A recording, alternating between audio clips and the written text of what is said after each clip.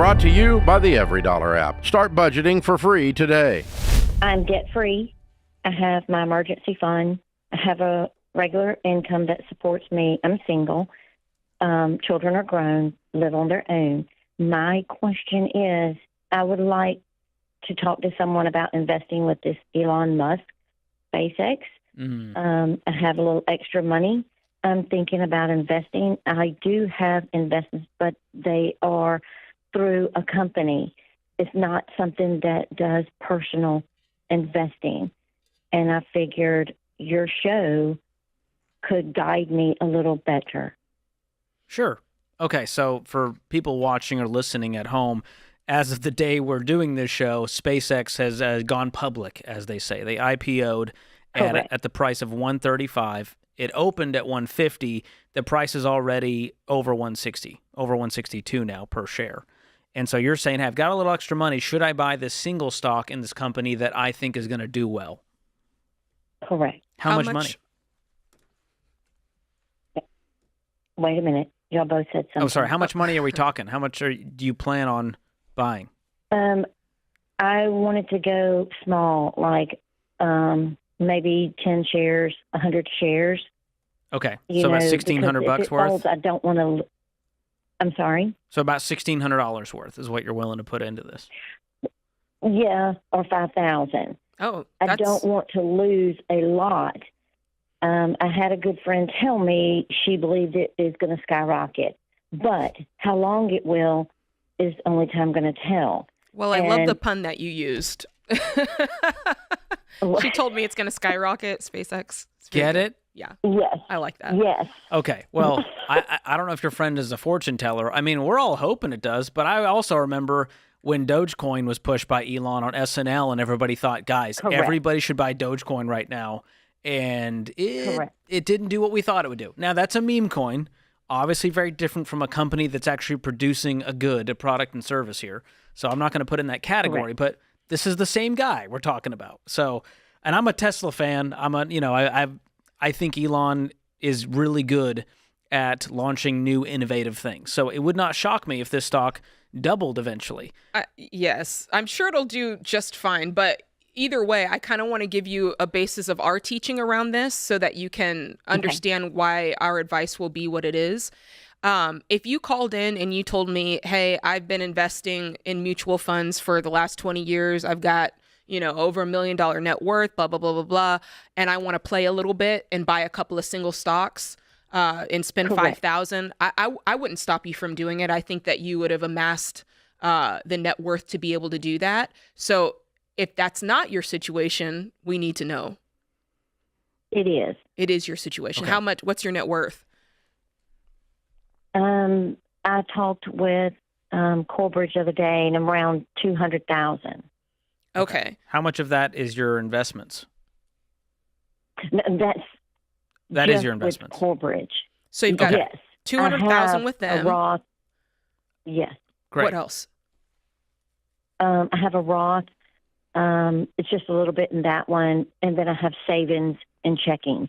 I've spread it out. I don't want it all together. And it all equals $200,000 total? No, that's just the financial one. What's the total of your net worth? And that's close just to $250,000. Okay, $250,000. Do you have a home? Correct. Yes.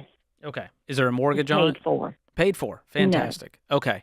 So here's the general teaching. If you are sort of eating the vegetables first, you're investing 15% of your household income into tax-advantaged retirement accounts, like a 401k or IRA, Roth is even better, Correct. Then you can spend a little fun money on this kind of stuff because it's not a huge part of your world. So just imagine this. It's Dave Ramsey calls it the sort of the kitchen table test. If you put this $5,000 on the table and it burnt up in flames, would you survive? Would you be okay? Yes. Okay. That tells me it could be a fun ride for you. Now, it may add some stress. You might see it go up. You might see it go down. And the truth is, the U.S. stock market has doubled about every 7 years. So that 5,000 would turn into 10,000 if you just put it into an S&P 500 index fund. So what you're really saying is, I think this is going to do so much better than the S&P 500 that it's worth it to lock this money up in this stock right now. For how long? And see that's where we get into. That's the question mark. Do you plan on getting out? Yes. Do you plan on just holding it forever? I'm thinking at least 10 years.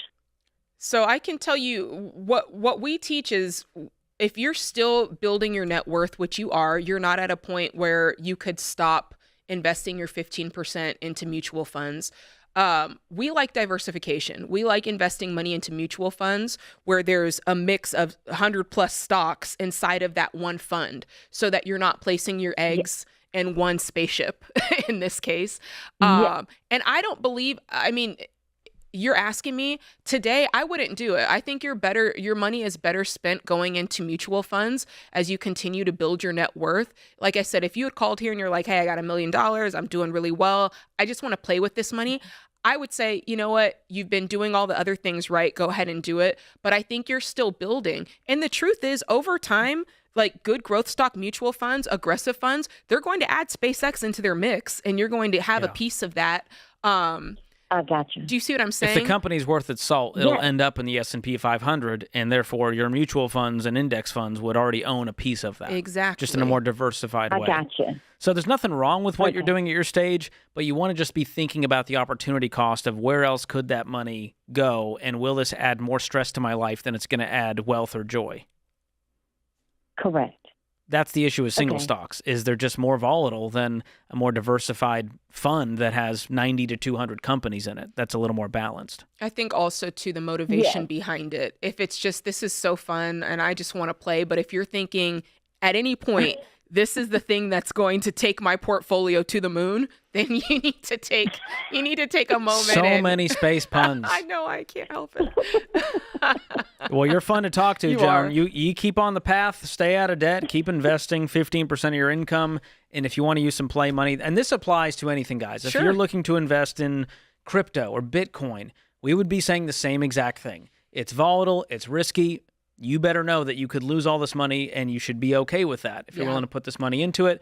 And make sure that this kind of stuff is no more than 5 to 10% of your total portfolio. Yeah, I agree. Otherwise, it feels like too much concentration in that one thing. It feels like a baby step 6 activity, in that I want to make sure I'm doing my 15% where it goes. I want to make sure I'm doing kids' college, putting a little extra on the mortgage. And then if I have some play money, it's fun. Yeah. You know. And, I am not, just to let everyone know, I'm not investing in SpaceX. I'm not buying single stock in that company. As much as I'm rooting for it, I'm like, it could double and I could have so much regret, or I could just keep doing what I'm doing, invest in mutual funds and stay boring. All right, you get an opportunity to go to the moon like Katy Perry and all those people do. Gosh. Do you take it? No, I'm scared of heights. That's just really high up is all I'm saying. And here's the thing, I don't think my wife would let me, because if something were to happen, You're in trouble. she would collect a very large life insurance policy. She'd be yelling at you from beyond the grave. Exactly. I would never hear the end of it. I'd be up there in heaven and she'd be yelling to the skies. It'd still make it through. And I'd hear the echoes. The angels would be like, who is that? I'm like, sorry, that's my wife. She's really mad that I went to space. And never came back. Never came back. I want to float. That's what I realized. Like, I want to be an astronaut growing up, but I realized I just want to float. Well, just get in one of those salt float chambers. Exactly. You can get the same thing. You can float in other ways. You don't have to go to space to do that. Create your free every dollar budget today, the simplest way to budget for your life.